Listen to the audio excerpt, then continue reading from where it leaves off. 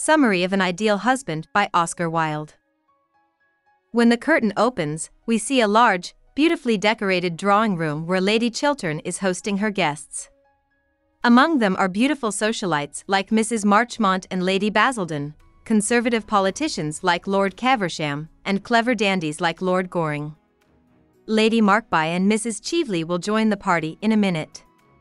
Sir Robert Chiltern walks in and meets Mrs. Cheveley. She charms him with strange comments about romance, pretense, and politics, and she hints that she needs to ask him for a favor. Most of the people will soon sit down to eat. Mrs. Cheveley uses the chance to tell Robert that she wants to use a scam called the Argentine Canal Scheme to force him to help her. If he doesn't talk about it in a good way in the House of Commons, Mrs. Cheveley will let everyone know that he sold a government secret in a letter. Robert's social and political life would fall apart because of the letter. At first, Robert proudly says no, which makes Mrs. Cheveley give a bitter speech about how English morals is fake. But the fear of shame is too bad, and Robert gives in and agrees to help with the plan. In a short time, the guests will be back. Mabel, Robert's sister, finds a pin in the couch pillows. Lord Goring asks Mabel to keep the pin for now. Mrs. Cheveley tells Lady Chiltern that Robert has changed his mind about the Argentine Canal, and then she leaves in a swell of happiness. Lady Chiltern thinks something is wrong and asks Robert what's going on. He tries to explain his choice, but in the end he agrees to write Mrs. Cheveley and take back what he said. Lady Chiltern has told him that their marriage is in danger if he doesn't do the right thing. Robert talks to Lord Goring the next morning and asks him for help. Goring tells Robert to be completely honest with Lady Chiltern and to trust that she will forgive him. Robert, however, tells Goring that his wife doesn't like flaws and would never forgive him for a mistake as big as the one he just made. Robert also talks about how Baron Arnheim once made him feel drunk with speeches about desire and power. He admits that his old friend's words still seem to be true, since power is a way to freedom. But Lord Goring makes it sound like money and power aren't worth much on their own, and that Robert's lying hasn't made him free, but rather ruined him. When Lady Chiltern gets home, Lord Goring tries to tell her that everyone has flaws and weaknesses, even the best people, and that the only way to understand the world is to look at it with an open mind instead of trying to force it to fit into a set of rules. Soon, Lady Markby and Mrs. Cheveley will come in. Mrs. Cheveley asks if anyone has found a lost diamond ring, but no one has. Lady Markby soon leaves after that.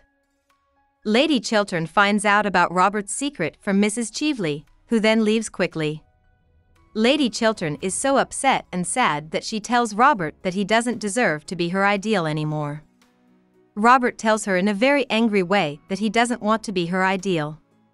Instead, he wants to be loved for who he is. When he leaves, she starts to cry. In the third act, Lord Goring is at home talking with his butler about life and other things. Lord Goring tries again to get Robert to tell his wife the truth when he comes to visit. In the meantime, Mrs. Cheveley sneaks in and hides in a room next door. Robert finds her by mistake and then goes, not knowing what to do.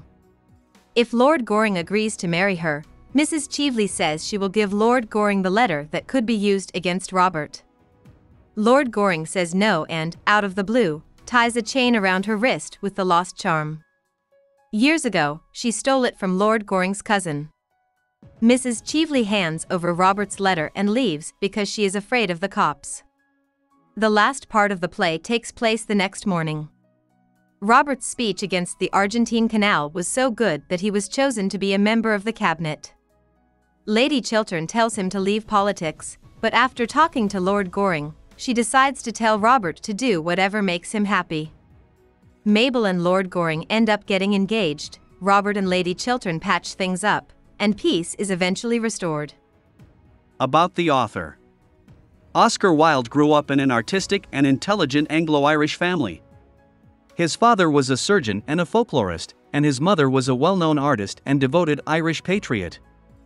She taught him about Irish poems and neoclassical painting and sculpture when he was young.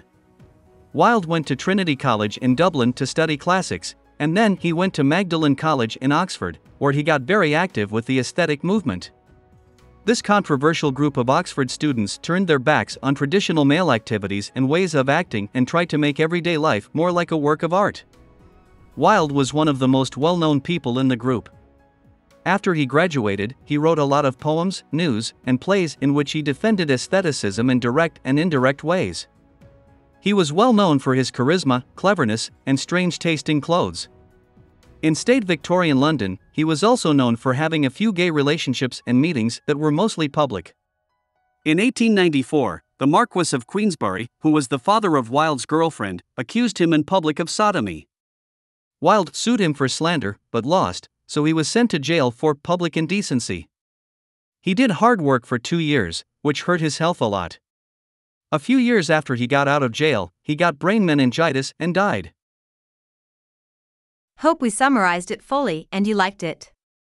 Please hit the like button and subscribe to our channel so that we are motivated to create more videos.